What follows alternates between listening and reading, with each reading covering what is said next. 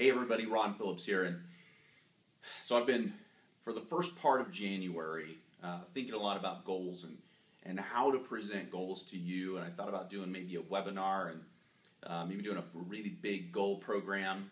I decided to do a short video, and the reason I did is because there's so many programs out there about goals and goal setting that I thought maybe I would just take a second and tell you a couple of the pitfalls that I see in most of those programs, and some things that I believe if you do them, they will serve you well this year, as they have for me in the past. And so with that, most people will tell you to set a realistic goal, set a deadline. You've heard all this stuff before, right? Set a realistic goal, set a deadline, give yourself all the things that you have to do. I agree with a lot of what they say, but there's one thing that I disagree with, and that is setting a realistic goal. Because take a second, push pause if you want to, look up the definition of realistic. That's a horrible, horrible word to use when you're talking about goals. Your goals should be big. They should be bad. They should be the best that you could possibly imagine for yourself. Because if they're not that big, how in the world can you motivate yourself to be able to complete them? I mean, think about it. The things that really motivate you are things that are so positive in your life that you will move heaven and earth to make them happen. And if you set a realistic goal, which is basically something you know you can do anyway, how can you possibly be motivated to do that? I think, well, I know because it's worked really well for me.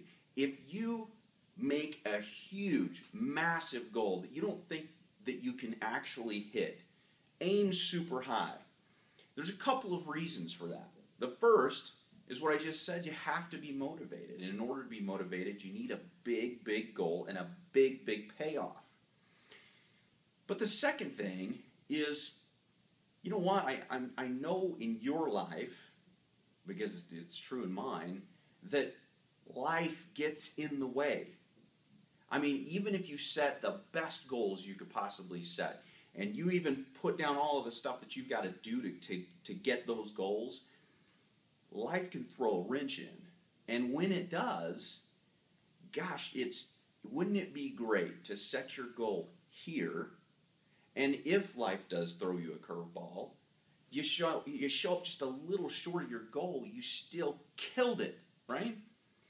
And so I always set my goals way bigger than most people would think I should. And let me give you a for instance. Last year I set a personal health goal. And I've always wanted to compete in a bodybuilding competition, but I'm a little guy, and all of you probably know that. You've seen me, I'm a little guy. And so I had to gain a lot of weight. Well, last year I started the year at around 145 pounds, and my goal was to gain to 175 pounds, but cut body fat and actually compete in a bodybuilding competition last year. Well, I had set to compete in October. I was just shy of my weight goal, and life happened to me. We had a whole bunch of health problems in our family, some surgeries, and I kind of got put into a position where I had to help with some youth programs and things like. My time just got killed, and anybody who knows anything about bodybuilding knows that it takes a lot of time and effort, and I just got pushed a little bit. And so I missed that show, and guess what? There weren't any other shows around here that I could do. And so now I'm competing in March of this year. But I exceeded my weight goal for that year, which should not have been able to, for a guy like me, it shouldn't be possible to gain that much weight in 1 year. But when life throws you curveballs like that, so I missed it by a few months, I'm still going to hit it. I'm just going to hit it a couple months late. Now, if at the beginning of the year, when I set that goal, if I'd have set my goal 20 pounds lighter, which I probably know I could have hit, and then life happened to me, I wouldn't be a couple months off. I'd be a year off of my goal. You see the difference? Same thing with financial. Same thing with your personal goals. Same thing with your health goals. Same thing with your spiritual goals. All those need to be big and bad. And so I encourage you this year, take the programs that you've undoubtedly heard about setting goals, do set an end date, do set a start date, but make your goal count this year. Make it big and bad. Make it something that really stretches you. And then write down the things that you think you have to do to be able to accomplish it.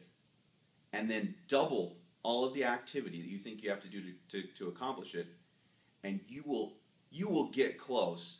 And close to exceptional is certainly better than close to marginal or realistic.